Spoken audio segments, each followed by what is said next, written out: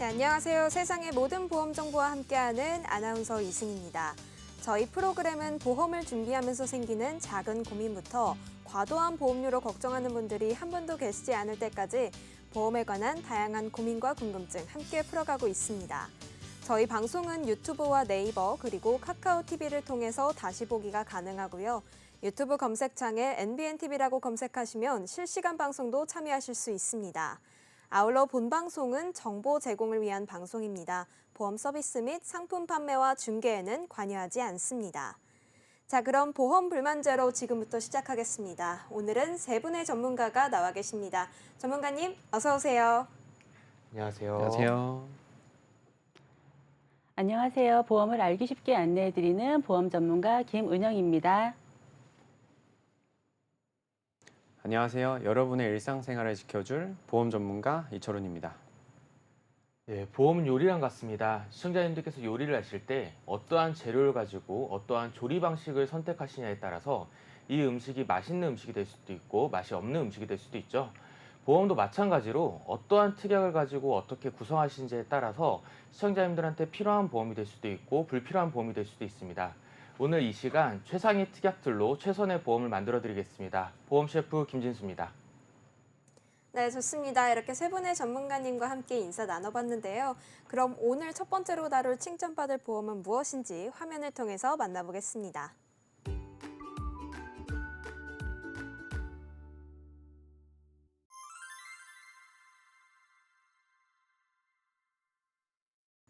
네, 이번에 칭찬받을 보험은요, 간병보험입니다. 김은영 전문가님, 이 간병보험에 대해서는 어떤 이야기 나눠주실 예정인가요? 오늘 제가 칭찬하고 함께 이야기 나누어 볼 보험은 간병보험입니다. 아마 MC님도 간병보험에 대해 들어보셨을 거예요. 우리 세대 부모님들은 가입 연령의 제한이나 한두 개 이상의 질병으로 인해 가입 가능한 보험도 많지 않으셨을 겁니다. 특히 저출산 고령화로 노노케어라는 말까지 나오는 요즘 부모 부양이 당연하다 여기던 옛날과 다르게 치열한 경쟁 사회에 사는 자녀들이 부모님을 간병하는 게 쉽진 않습니다. 그래서 가장 어렵고 힘들게 여겨지는 간병에 대한 보험을 주제로 준비해 보았습니다. 네, 맞습니다. 요즘 뉴스에서만 봐도 종종 가족 간의 간병 어려움으로 인해서 독박 간병이다, 혹은 심각한 경우에는 극단적인 선택을 하는 가정들이 좀 많다, 이런 뉴스들을 좀 본 게 기억이 나는데요. 사실 저도 젊은 나이지만 그래도 미래에 대한 대비를 위해서 여러 보험들을 가입하고 내 보장을 좀 준비하는 만큼 그렇게 하고 있기는 하지만 아직까지 이 간병에 대한 필요성은 크게 좀 체감을 하지 못했어요. 전문가님, 이 간병보험 대체 왜 필요한 걸까요? 네, 오랜 세월 동안 수많은 보험들이 국민들 생활 속에서 가정 경제에 많은 도움이 되어 왔는데요. 이제부터 간병보험이 왜 필요한지 제 주위의 사례를 들어 설명드리면서 이야기 나눠보도록 하겠습니다. 먼저 본격적인 간병보험 설명에 앞서 보험이란 무엇일까요? 보험은 경제적인 손실을 대비해서 일정 보험료를 지불해 두셨다가 사고 발생 시에 약관에 따른 금액을 보상받는 좋은 제도라는 것은 MC님도 잘 아실 겁니다. 네, 저도 알고 있습니다. 하지만 우리나라는 좀 다른 나라에 비해서 이 건강보험이 잘 좀 구성되어 있기도 하고요. 사실 보험에 대한 역사가 좀 상대적으로 짧다 보니까 아직까지 이에 더해서 가정 경제가 어려워지게 되면 가장 먼저 해지하는 부분이기도 하고요. 좀 이렇게 그래도 알고 있는데 맞을까요? 네, 요즘 저출산, 초고령화 사회 문제가 나타나고 있는데요. 사실 무조건 오래 산다는 게 좋기만 한 일인 걸까요? 얼마 전 TV에서 드라마를 보면서 간병이라는 문제를 더 많이 생각하게 되었는데요. 내용은 100세가 넘으신 아픈 어머님을 의료진의 치료로 건강이 회복되시게 하자 오랜 시간 간병하던 가족도 건강을 회복하신 어머님도 전혀 기뻐하지 않는 모습이 방송을 보는 내내 참 씁쓸하더라고요. 위 그래프를 보시면 매년 노인 부양비가 큰 폭으로 늘어나고 있는 걸 보실 수 있을 거예요. 네, 맞습니다. 사실 고령화가 점점 더 심해지다 보니까 미래로 갈수록 이 노년 부양 비용이 정말 걷잡을 수 없이 커질 것 같은데요. 걱정이 되는 가운데 이에 대한 대비가 더더욱 필요해지는 것 같습니다. 그래서 전문가님이 이 간병보험을 착한 보험이다라고 좀 설명을 해주신 거군요. 네, 맞습니다. 사실 재가보험 또한 고령화로 인한 노인분들의 돌봄이 필요해지고 나이가 들어 경제적 능력이 없는 분들에게 경제적으로 도움을 주기 위해 만들어진 착한 보험이죠. 국가에서 모든 걸 다 감당할 수도 없으니 개인이 준비할 수 있는 것들은 준비해야겠죠. 그래서 저는 어르신들이 재가보험과 오늘 준비한 간병비 보험을 본인 상황과 형편에 맞게 준비하신다면 큰 도움이 될 거라 생각합니다. 또한 어르신들뿐만 아니라 질병이나 상해로 인한 간병이 필요한 분들은 귀 기울여 들으시면 도움이 되실 거라 생각됩니다. 이런 질문이 신뢰가 되지 않을지 모르겠지만 MC님은 가족 구성원이 어떻게 되실까요? 저는 저와 부모님을 비롯해서 3명으로 좀 구성이 되어 있습니다. 네, 맞아요. 요즘 가족 구성원이 대부분 다들 비슷하실 거라고 생각합니다. 혹시 주위에 간병인을 쓰시는 경우를 본 적이 있으신가요? 아니면 MC님 가정에 간병이 필요한 경우 간병하실 분이 있으신가요? 만약이라는 가정하에 드리는 질문입니다. 우선 저 같은 경우는 과거에 할머니께서 치매로 좀 입원을 하신 적이 있는데요. 그럴 때 이제 친척들이 좀 번갈아 가면서 간병을 하는 모습을 보기는 했습니다. 또 뭐 저희 가족의 상황에 좀 대입을 해본다면 아버지도 아직 일을 하고 계시고 저도 일을 하고 있고 가족 구성원은 좀 적다 보니까 그러한 일이 생기게 되면은 그래도 간병인을 좀 사용하지 않을까 싶습니다. 네, 이렇게 각 가정의 형편에 따라 간병이 필요할 때 준비하는 상황은 각기 다릅니다.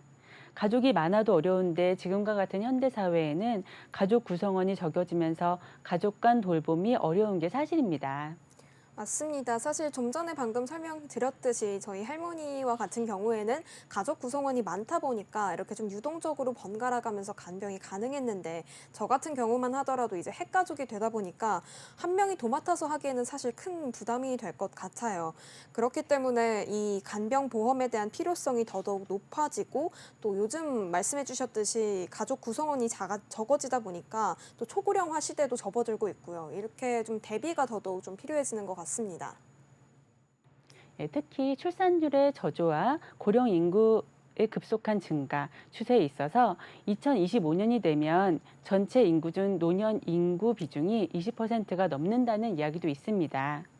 초고령화로 인한 인구 구조의 부조화로 일을 할 수 있는 젊은 사람은 점점 줄어들어 돌봄이 필요한 노인분들과 오랜 재활 과정에서 장기간 간병을 요하는 환자의 증가로 필요 조건에 의해 생겨난 보험이 바로 간병보험이라 할 수 있겠죠.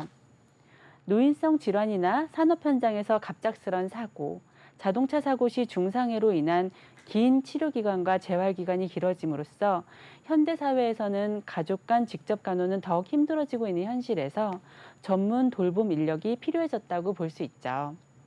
간병은 간병을 받는 분이 죽거나 간병이 필요 없어질 정도로 건강해져야 끝나는 끝이 보이지 않는 긴 터널과도 같습니다.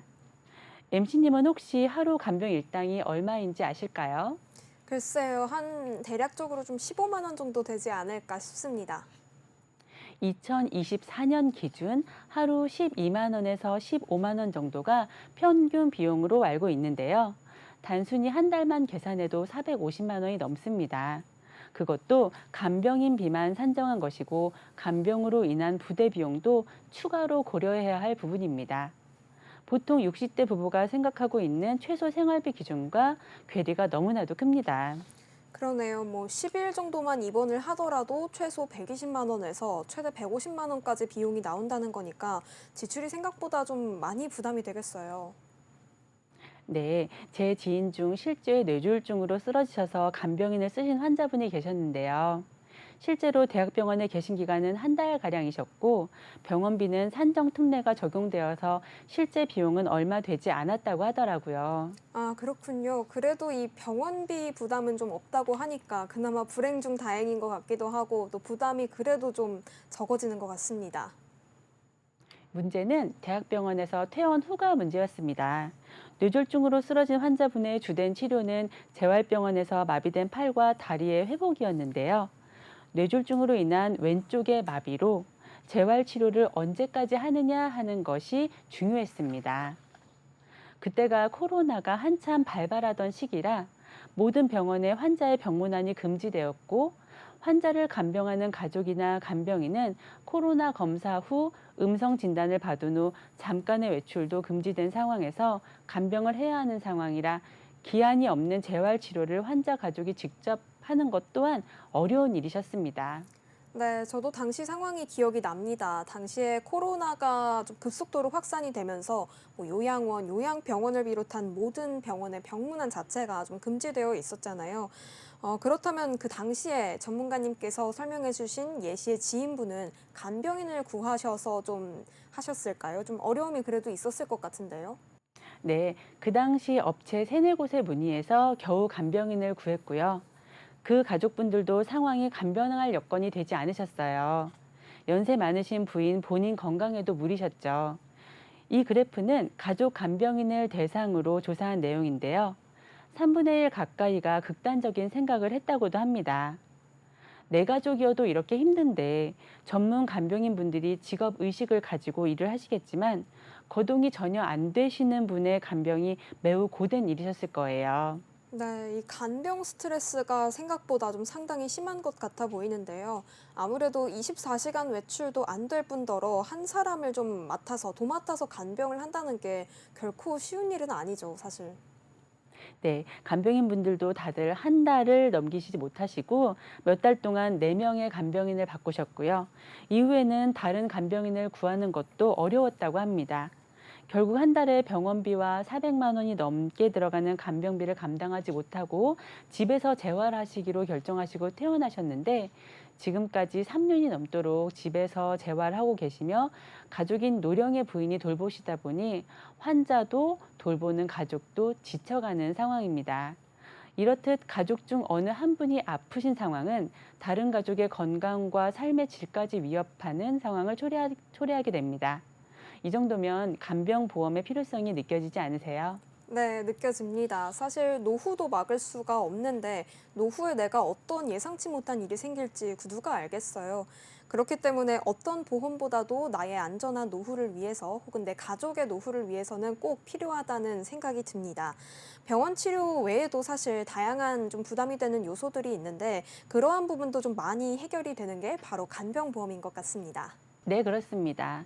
지금부터는 간병인 지원 일당과 간병인 사용 일당 보험의 차이점을 설명드리겠습니다. 우선 간병인 지원 일당 보험은 고객이 병원에 입원해서 간병인이 필요할 경우 48시간 안에 보험회사로 간병인을 요청하면 보험회사에서 협약되어 있는 업체에서 간병인을 직접 병원으로 보내주는 간병인 보험입니다. 네, 사실 요건을 하나하나 좀 다 따져보면서 간병인을 구하는 게 좀 사실 쉽지가 않은데요. 이 부분을 그래도 보험사에 요청을 하면은 간병인을 보내준다는 게 좀 더 편리하고 용이해 보입니다. 네, 그리고 업체에서 보내준 간병인이 마음에 들지 않은 경우 3번까지 교체도 가능하시고요. 가입 즉시 면책 기간 없이 사용 가능합니다. 또한 입원은 했으나 간병인이 필요 없을 시 가입되어 있는 일당을 입원 일수만큼 퇴원 시에 일당으로 받으실 수도 있습니다. 시간이 지나서 간병인 사용비가 올라도 간병인을 직접 보내주는 보험이다 보니 사용인비에 대한 부담은 가질 필요가 없다는 게 장점입니다. 그렇다면 좀 듣고 보니까 간병인을 사용하는 비용이 물가에 따라서 아무리 오르더라도 그 부분은 좀 걱정이 없을 것 같은데요. 네, 역시 이해가 빠르시네요. 그럼 이제 간병인 사용 일당 보험에 대해 설명해 보도록 하겠습니다. 말 그대로 가입한 고객이 간병인을 먼저 구해서 쓰신 후 사용인 비용을 지급하는 구조입니다. 입원 후 간병인을 전문 업체에 요청해서 쓰신 후 먼저 사용인 금액을 지급하시고 요청에 맞는 서류를 보험회사에 제출 후 청구해서 받으시면 되는데요. 이때 주의하실 점은 회사에서 인정하는 전문 업체이거나 가입한 회사가 용인하는 곳에서 간병인을 구하셔야 한다는 것입니다. 또한 간병인 사용일당 보험은 가입 후 1년 이내 50% 감액 기간이 있다는 것도 유의하실 점인데요. 최근에는 감액 기간이 없는 상품도 있으니 이 점 참고해 주시면 좋을 것 같습니다. 그렇다면 이 사용인 일당 보험도 간호간병 통합 병실을 사용할 때 좀 보험금이 지급이 되나요? 네, 금액은 다르지만 일당 지급도 되고요. 단 보험사마다 각기 다른 가입 요건이 있을 수 있으니 약관을 꼭 확인을 하시고요. 요건이 맞을 시 가족 간 간병 시에도 간병비가 나가는 보험회사도 있으니 가입 전 회사 상품마다 비교 선택하실 것을 권해드립니다. 또한 간병인 사용일당 가입 금액이 하루 20만 원인 회사도 있고 하루 사용인 일당이 15만 원으로 가입 금액을 확인하셔야 하며 물론 가입 금액의 차이에 따라 보험료도 다르게 됩니다. 현재 20만 원, 15만 원 하는 간병비도 지금의 간병비는 지급이 가능하나 향후 물가 상승으로 인한 간병비의 인상을 고려하면 얼마까지 오르게 될지 모르니 간병 금액이 올라도 부담이 덜한 체증형인지도 확인해 보시는 게 좋을 것 같습니다. 네, 이렇게 사람을 지원해주는 간병인 지원보험과 또 비용을 지원해주는 사용일당 보험의 차이점을 잘 들어봤습니다. 이 차이점들 꼭 기억하시고 상황에 맞게 선택하시면 좋을 것 같거든요. 그렇다면 이 외에도 우리가 간병보험을 선택할 때 좀 더 알아야 할 추가적인 사항들이 있을까요? 네, 간병 사용인 보험은 비갱신으로 운영되는 회사가 있는데요. 가입 시점에 가입 금액은 부담이지만 보험료의 갱신이 없고 새만기로 운영된다는 것이 장점입니다. 갱신형으로 운영되는 간병인 지원일당 보험보다는 가입 금액이 비싸다는 것을 알아두시고 가입 시 각자의 형편에 맞게 가입을 추천드립니다. 네, 그렇게 좀 그동안 좀 여러 가지 보험에 대해서 뭐 진단비나 치료비에 대한 좀 준비를 해야 한다 이런 얘기를 많이 들었는데요. 이 부분도 중요하지만 이 늘어나는 간병비의 부담과 또 고령화에 맞게 이 간병보험도 너무나도 필요한 보험이라는 생각이 듭니다. 네, 맞습니다. 우리나라 건강보험의 의료비 지원과 복지정책의 일원으로 중요 3대 질병은 산정특례로 지정 운영되고 있고 정부에서 병원비 급여 부분은 본인 부담금을 5%만 부담하게 되어 있어서 개인보험까지 들어있다면 병원비의 부담에는 많은 도움이 되는 건 사실입니다. 그러나 간병비는 가족 간 도움이나 보험으로 대비하지 않으면 개인이 경제적으로 감당할 수 있는 범위를 벗어난다는데 문제가 있습니다. 이런 면에서 보면 간병보험이 다른 어떤 보험보다도 필연적으로 준비해야 하는 보험 중 한 가지라 여겨집니다. 네, 점점 필수적인 보험이 돼가는 것 같습니다.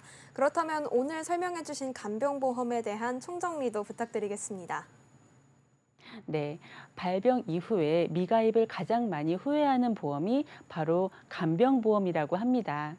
국민건강보험이나 실손의료비의 혜택을 전혀 볼 수 없고 순수하게 자부담으로 하셔야 하기 때문이죠.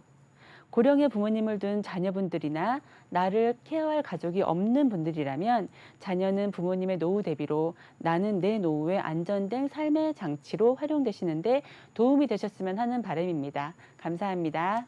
네, 좋습니다. 이 내용은 여기까지 알아보고요. 저희는 다음으로 만나볼 보험 화면으로 만나보겠습니다.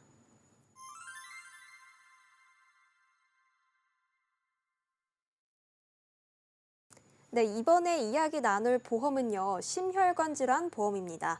이 내용에 대해서는 이철훈 전문가님께서 소개해 주실 예정인데요. 어떤 내용 말씀해 주실 건가요? 네, 안녕하세요. 오늘은 심혈관 질환에 대해서 얘기 나눠볼까 하는데요. 앵커님, 심혈관 질환 들어보셨나요? 네, 들어봤습니다. 우리나라 사망률 상위권에 좀 소속되어 있는 질환으로 알고 있거든요. 그러면 대략 몇 위 정도라고 생각하시나요? 일단 1위는 좀 암으로 알고 있어서 한 2, 3위 정도 차지하지 않을까 싶습니다. 네, 맞습니다. 심혈관 질환은 말 그대로 우리의 심장과 혈관을 총칭해서 부르는 게 심혈관 질환이라고 합니다. 주요 원인은 고혈압, 비만, 당뇨, 운동 부족 이런 것들이 있고요. 증상은 협심증, 급성심경색, 흔히 얘기해서 심장마비라고도 얘기를 하는데 그런 것들이 있습니다. 왜 심혈관 질환을 주제로 택했냐면 앵커님 말씀대로 사망률이 생각보다 높습니다. 표를 보시면 1등은 암입니다. 압도적으로 높고요. 2등과 4등에 심혈관 질환이 있습니다. 그럼 사망률이 높은 건 다들 아시니까 예방하면 되잖아요. 그렇죠? 그쵸. 예방하는 방법은 어떤 게 있을까요, 앵커님? 우선은 뭐 암이나 심혈관 질환이 그래도 생활이나 식습관에 좀 많이 직결되어 있는 질환이라고 알고 있거든요. 그렇기 때문에 뭐 작게나마 좀 생활에서 실천을 하면서 내 식습관을 개선하거나 혹은 건강검진을 통해서 미리 좀 조기에 예방할 수 있도록 이런 식으로 좀 준비하면 될 것 같은데요. 앵커님은 지금 제가 잠깐 뵀을 때 건강 관리가 잘 되신 것 같아요. 아, 네네. 근데 우리나라는 비만율도 생각보다 높아지고 있고요. 아무래도 인스턴트나 패스트푸드도 많이 먹고 있고요. 저희가 운동 등록하러 가면 한 달보다 1년이 좀 더 싸요. 그렇죠. 그렇죠. 1년을 등록을 했는데 3일 가고 안 갑니다. 작심삼일이라고 하죠. 그리고 친구들 만나면 술 마시죠. 회식해도 술 마시죠. 일 끝나고 집에 가면 힘드니까 치맥해야죠. 지키기가 생각보다 힘듭니다. 저는 저를 믿지 않습니다. 그래서 아플 때를 대비해서 보험을 드는 게 저는 맞다고 보는데 제 직업이 아니라 그럼 무엇을 준비하는 게 좋을까요? 우선은 아플 때 치료를 통해서 호전을 해야 하니까 이 치료에 대한 준비가 치료비나 뭐 이런 부분에 대해서 내가 어떤 치료를 받을 것인지 비용은 좀 어떻게 좀 부담을 할 것인지 이런 준비들이 필요할 것 같은데요. 너무 명쾌한 답변이시고요. 네. 맞습니다. 어떤 치료를 받는지, 그리고 비용은 얼마나 나오는지, 그리고 치료 기간은 어느 정도 되는지 구체적으로 알고 계시면 내가 준비하는 게 어느 정도인지 좀 가늠이 되시겠죠. 2위인 심혈관 질환에는 치료법에는 크게 3가지가 있는데요. 혈전 용해제, 관상동맥 중재술, 관상동맥 우회술. 비싼 거는 수술이니까 수술 비용을 좀 볼 건데 화면에 나온 비용은 관상동맥 우회술입니다. 이거는 통계청에서 가져왔고요. 저 진료 금액은 1,000원 단위예요. 숫자를 보면은 513명이 뭐 대략 53억 3천만 원 정도를 사용했다는 건데 그럼 한 명당 1,000만 원 정도 사용했다 보시면 됩니다. 입원은 평균 하루에서 이틀 정도 했고요. 그럼 입원비는 별로 안 들겠죠? 수술비가 1,000만 원 정도 들다는 거고 병원비도 산정특례를 받았기 때문에 나라에서 지원해주는 1,000만 원으로 끝났다지만 생활비는 어떻게 하실 거예요? 아픈 기간 동안 저희는 돈을 벌지 못합니다. 그래서 수술하고 바로 일할 수 있는 사람은 바로 없으니까 생활비도 준비를 하셔야 됩니다. 심혈관 질환은 심장마비도 있지만 뇌졸중도 있습니다. 뇌졸중이 오면은 편마비가 오기 때문에 재활하는데 최소 1, 2년은 또 필요하거든요. 그럼 단순 계산으로 4인 가족이라 치고 부모님 중 한 분이 아프시고 또 다른 배우자가 간병한다고 볼 때 총 2명의 경제력을 상실하게 됩니다. 아빠 소득 400, 엄마 소득 400. 월 생활비는 어떻게 들까요? 또 숫자가 이렇게 막 들어가니까 좀 계산이 복잡해지려고 하는데요. 좀 도와주세요. 대략 얼마나 들까요? 하시면. 그래도 네, 한 대략 1,000만 원은 한 달에 1,000만 원. 필요하지 않을까요? 1,000만 원 들 수도 있고요. 안 들 수도 있고요. 최소 계산으로는 월 생활비를 뭐 한 달에 300이 필요하다. 그러면은 최소 기간 빨리 재활했다고 봤을 때 1년 재활했다고 보고 그러면은 3,600만 원이 필요하겠죠. 근데 조금 더 수준을 올려서 현재 수준을 만약에 유지한다고 보면 아빠가 아프다고 해볼게요. 아빠의 소득은 400. 근데 엄마가 간병하느라 소득이 반으로 줄었어요. 그럼 200. 그러면은 600만 원 정도 소득이라고 보시고 현재 수준 유지로는 600만 원 곱하기 치료 기간이 2년이라고 보면 24개월 1억 4,400만 원이 필요합니다. 너무 많이 필요하죠. 이만한 돈이 우리 통장에 바로 있나요? 웬만한 그렇죠. 사람들은 거의 없을 겁니다. 요즘 네네. 경기도 힘드니까. 그래서 보험이 필요한 겁니다. 자, 그럼 보험을 어떻게 가입할 것이냐? 어떻게 해야 될까요, 앵커님? 그래도 일단 이런 질병을 대비해야 할 때는 뭐 진단비나 수술비 이런 부분을 좀 그래도 기본적으로 챙겨가야 한다는 이야기를 들었거든요. 이런 것들을 좀 선행적으로 준비하면서 대비하면 되지 않을까요? 네, 맞습니다. 진단비, 수술비 우리가 많이 들어봤죠. 그리고 하나 더, 셋째, 치료비까지 있습니다. 요즘엔 치료비도 새로 나왔는데 진단비는 말 그대로 진단받으면 바로 줘요. 바로 줍니다. 수술 안 해도 주고요. 의사가 진단서 써주면 바로 지급입니다. 수술비는 말 그대로 수술해야 줍니다. 그러면은 치료비는 뭘까요? 치료를 하면 받는 비용 아닐까요? 쉽죠? 그렇게 쉽습니다. 그럼 범위로만 따져보면은 우리가 진단비는 바로 주니까 제일 비쌀까요? 쌀까요? 쌀 것 같은데요. 바로 주는데요. 제일 쉽게 줍니다. 쉽게 줄수록 비싸군요. 비싸요. 그럼 어렵게 줄수록 저렴하고요. 맞아요. 그래도 세 가지 다 있는 게 좋으니까 그러면은 진단비는 한 번 주고 말았는데 수술비는 한 번 수술할 수도 있고 두 번 할 수도 있고 세 번 할 수도 있잖아요. 수술비는 몇 번 줄까요, 앵커님? 방금 말씀하신 내용을 들어보면 진단비와 다르게는 N회 지급이 가능하다 이런 이야기로 들리는데 맞을까요? 네, 맞습니다. 눈치가 아주 빠르십니다. 네. 수술비는 계속 줍니다. 연관 1회라든지 이런 조건부가 있긴 하지만 혈관 질환 같은 경우는 호스라고 보시면 됩니다. 호스에 하나가 문제가 생기면 반대쪽도 문제가 생기고 다른 것도 문제가 생기거든요. 그래서 전체의 문제이기 때문에 준비를 하시는 게 좋습니다. 수술비도요. 그러면은 아까 치료비는 치료하면 준다고 했잖아요. 네. 치료에는 뭐가 있을까요, 연구님? 뭐 질병마다 다르겠지만 요즘 의료 기술이 좀 발전함에 따라서 여러 가지 치료들이 너무 많을 것 같아요. 제가 알기가 힘든 그런 것들을 좀 그렇게 발전한 의료 기술을 지원을 받을 때 얻게 되는 그런 치료들이 아닐까요? 그렇다고 볼 수 있겠죠. 아무래도 치료의 기준은 크게 세 가지라고 보시면 됩니다. 아까 얘기한 수술, 그리고 혈전용해 치료, 이건 약간 녹이는 거라 보시면 돼요. 그리고 종합병원 중환자실 치료, 지금 제가 보험에 빗대어 말씀드리는 거예요. 치료비 특약을 받을 수 있는 조건, 이 조건을 충족한다면 보험금도 주는 가지도 두 가지가 있습니다.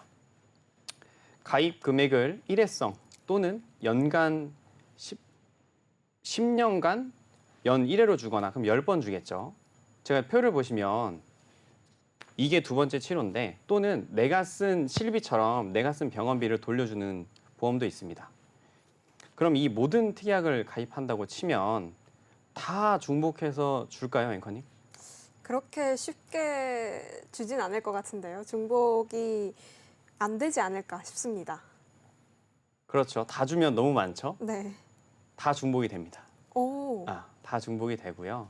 다만 보험료가 비싸겠죠. 음. 이렇게 많이 받으려고 하면은 경제력을 상실해서 아까 계산했을 때 필요한 생계 비용은 최소 3,600에서 최대 1억 4천쯤 됐었죠. 다 중복해서 주면 1억 4,400 되지 않을까요? 그렇죠. 근데 말 그대로 다 가입하면 너무 비싸기 때문에 현재 내 상황과 목적에 맞게 준비하는 게 좋고요. 다시 한번 정리를 하면 크게 세 가지가 있었습니다. 진단비는 일회성과 산정특례. 아까 산정특례 말씀 안 드렸지만 진단비는 한 번 주면 없어지지만 산정특례 진단비는 연간 1회로 줍니다. 그래서 둘 다 있으면 좋고요. 수술비는 심내혈관 수술비가 있고요. 질병 수술비, 엔대 수술비, 종수술비 다 중복해서 줍니다. 그래서 더 가입할수록 좋고요. 치료비는 연 1회로 주거나 연 1회로 10년 보장해 주거나 아니면 내가 쓴 병원비 돌려주듯 실비처럼 돌려주듯이 돌려주는 것도 있고요. 아까 제가 힌트를 계속 드리긴 했는데 이 중에 이제 정답을 외치시면 돼요. 가장 뭐가 제일 비쌀까요? 조금 고민이 되거든요. 그때 좀 쉽게 주면 가장 비싸다고 하셨으니까 그쵸? 진단비일 수도 있을 것 같고 또 사실 아까 말씀드렸듯이 의료기술이 발달하다 보니까 치료 방법도 여러 개가 있고요. 그렇죠. 이 부분에 대한 비용 부담을 굉장히 크게 덜어주는 부분이니까 치료비일 것 같기도 하고 좀 헷갈립니다. 맞췄습니다. 일단은 둘 중 하나 맞고요. 바로 주니까 진단비. 그 다음 치료가 들어가죠. 그래서 치료비. 그 다음 치료비에는 수술도 있고 혈전요괴도 있고 병원 쓰는 돈 비용 받는 것도 있으니 수술비보다 범위가 더 넓죠. 그래서 마지막에 수술비. 수술비가 가장 저렴합니다. 여기까지 어떻게 전달이 잘 됐을까요? 네네, 전달 다 됐습니다. 이 발병률 상위권에 속하는 이 심혈관 질환을 대비하기 위해서 말씀해주신 진단비와 수술비, 치료비가 어떤 부분인지, 어떻게 보장 기간을 어떻게 받을 수 있는지 이런 부분들이 좀 다 정리가 됐는데요. 마지막으로 그럼 오늘 소개해주시는 이 심혈관 질환 보험에 대한 총정리도 함께 부탁드리겠습니다. 네. 쉽게 정리를 하자면 혈관 질환은 이제 어른들만의 문제가 아닙니다. 물론 저도 30대지만 병원 가면 비만으로 나와요.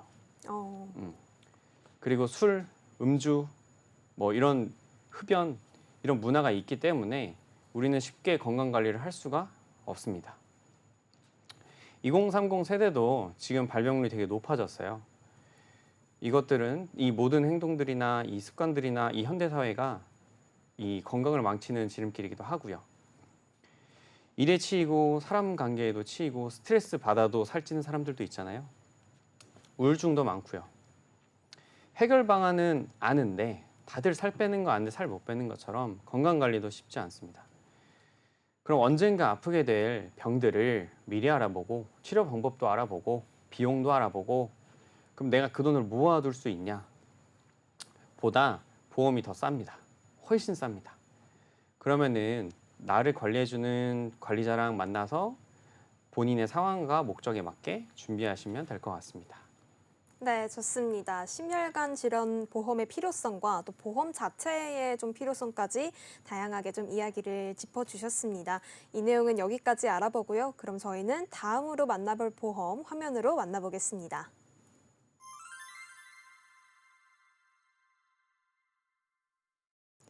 네, 이번에 칭찬받을 보험은요, 갱신형 보험, CI 보험입니다. 사실 이 부분은 흔히들 좀 불필요한 보험이 아닌가라고 생각하는 분들이 많으신 것 같은데요.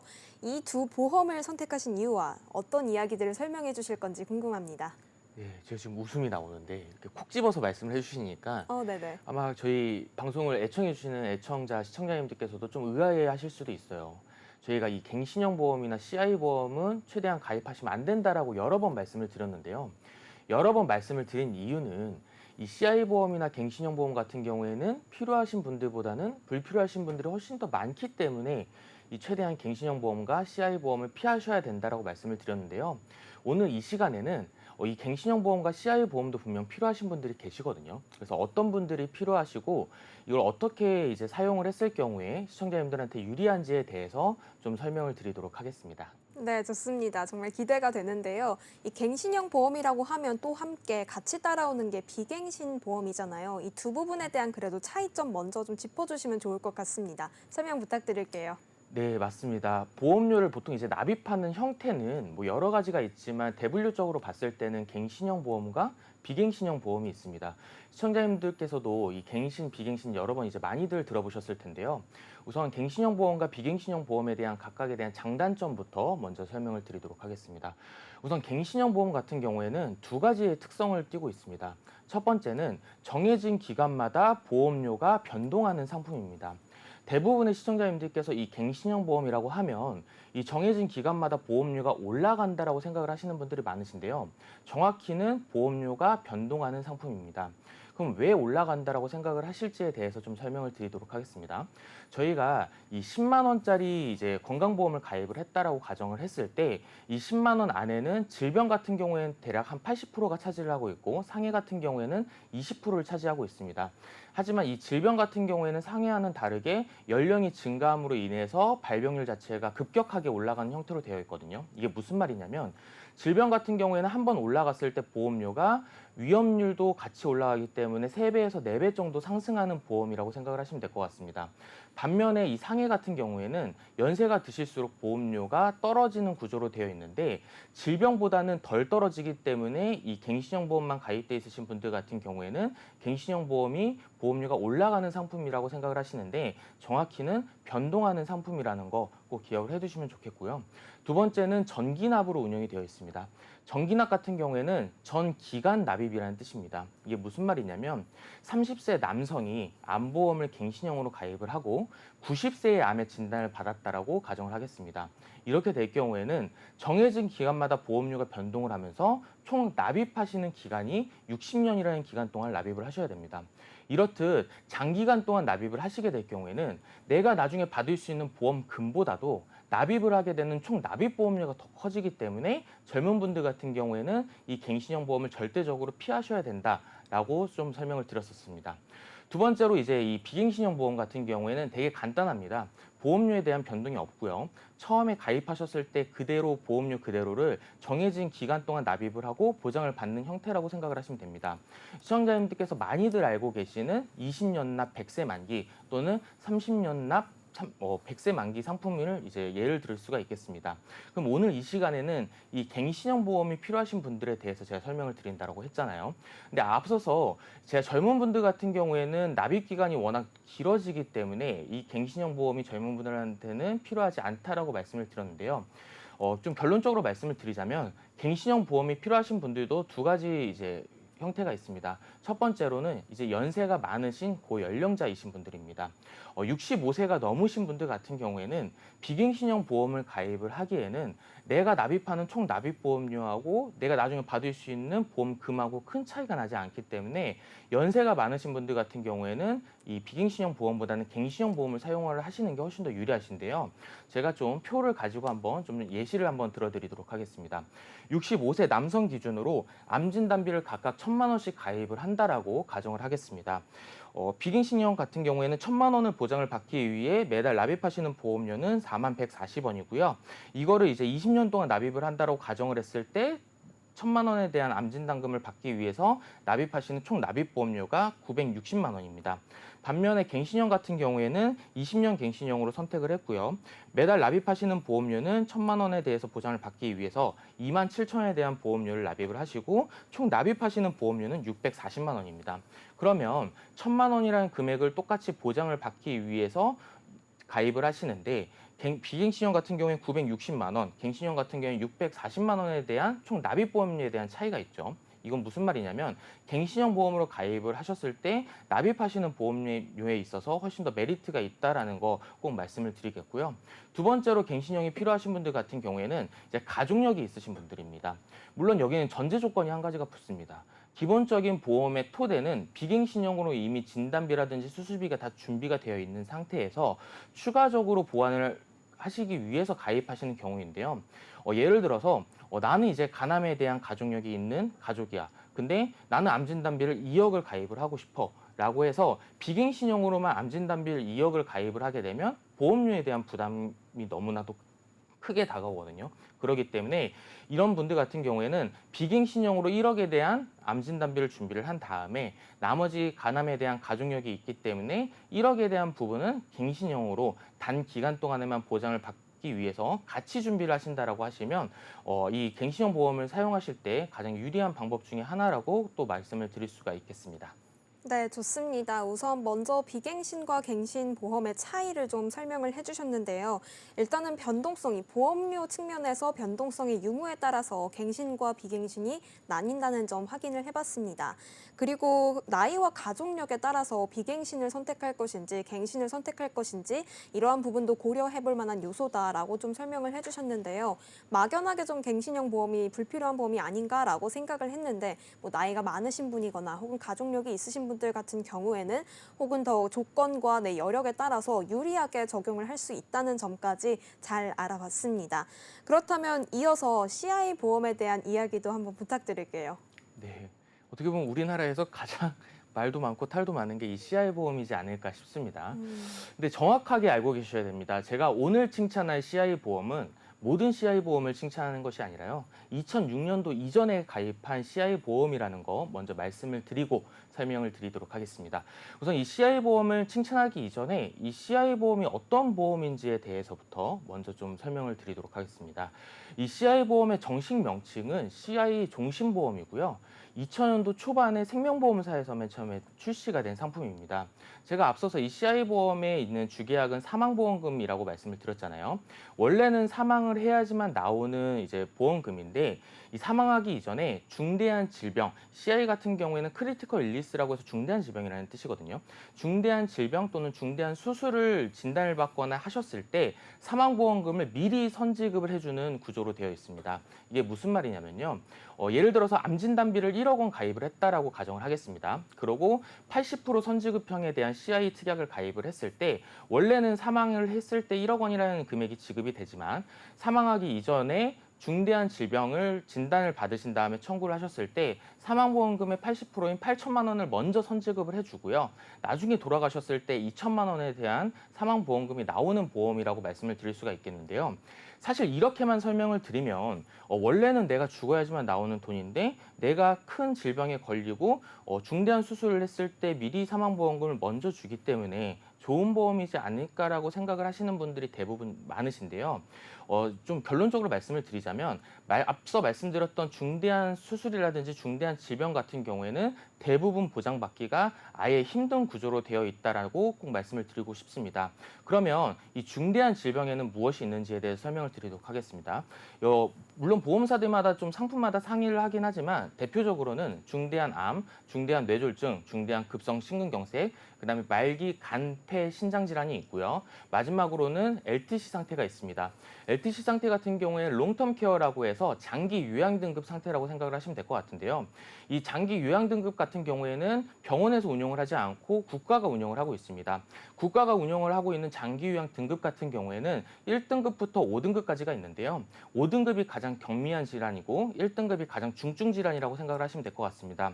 하지만 이 CI 종신보험에 있는 LTC 상태 같은 경우에는 가장 중증 상태인 1등급에서 2등급만을 보장을 합니다.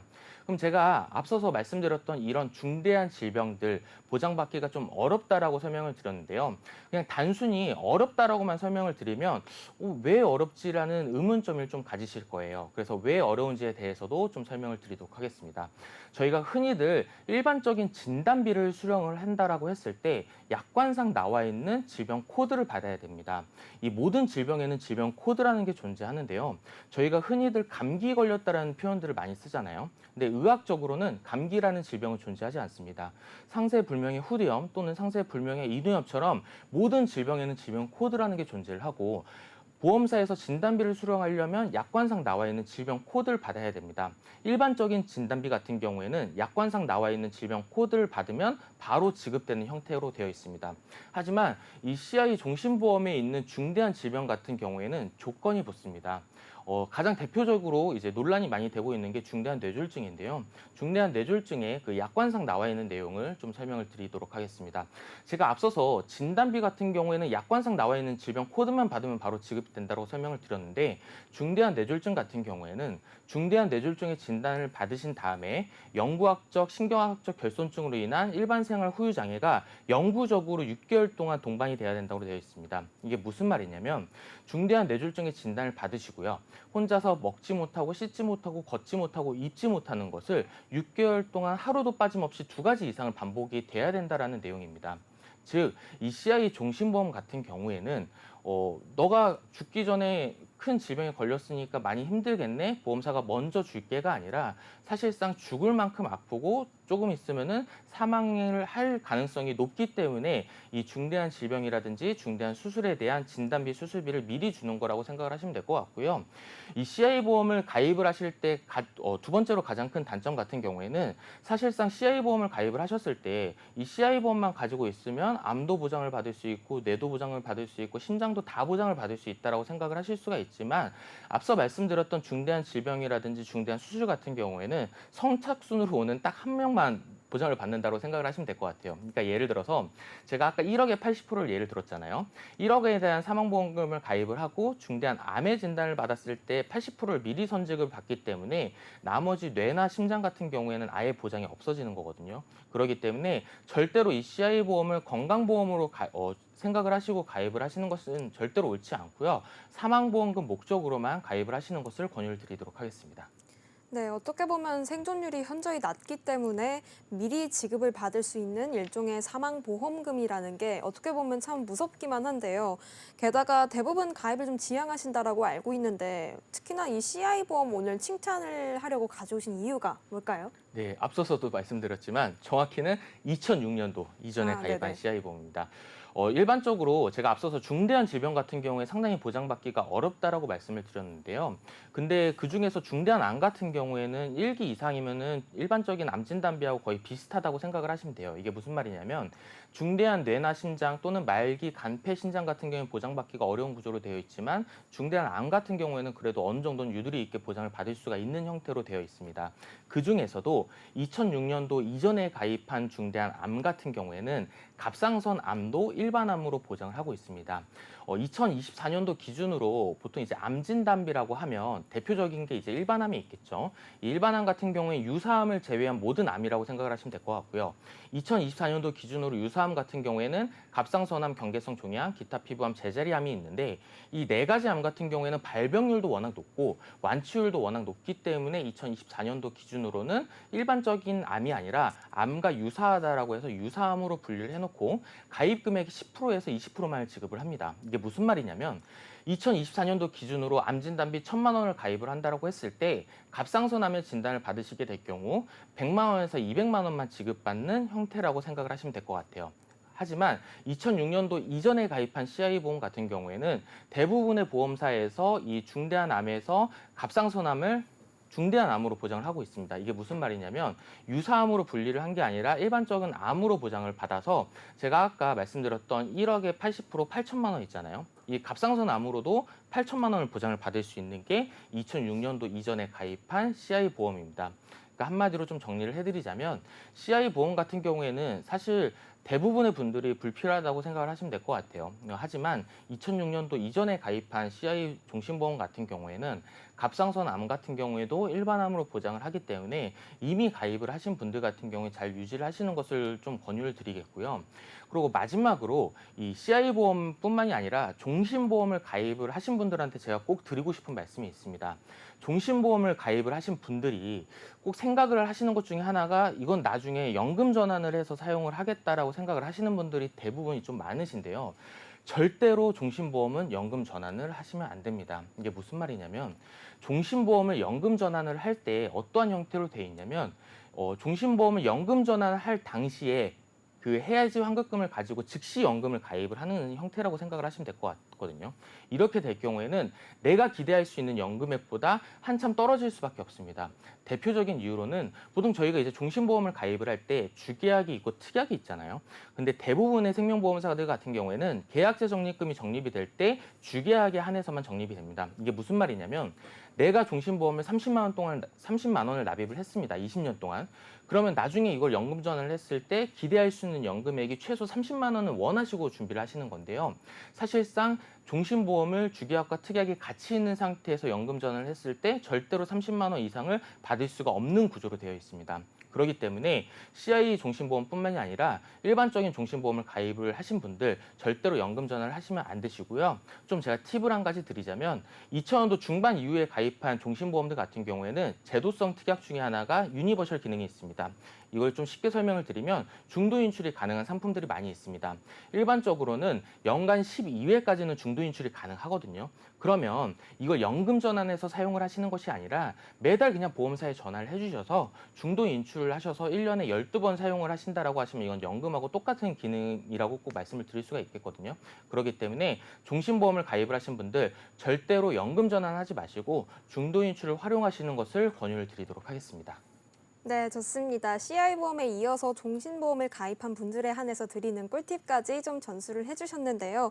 결국에는 갱신형과 CI보험이 불필요한 보험이 아닌가 하고 좀 놓치셨을 부분이 있는 부분들을 좀 보완을 해주신 것 같습니다. CI보험 같은 경우에는 2006년 이전에 가입한 보험이 보장 범위가 더 넓다 이런 부분까지 좀 체크해 보시면 좋을 것 같고요. 그렇다면 저희가 준비한 소식은 여기까지입니다. 저희 방송은 유튜브와 네이버 그리고 카카오TV를 통해서 다시 보기가 가능하고요. 유튜브 검색창에 NBNTV라고 검색하시면 실시간 방송도 참여하실 수 있습니다. 저희는 그럼 다음 이 시간에 또 찾아뵙겠습니다. 시청해주신 여러분 고맙습니다.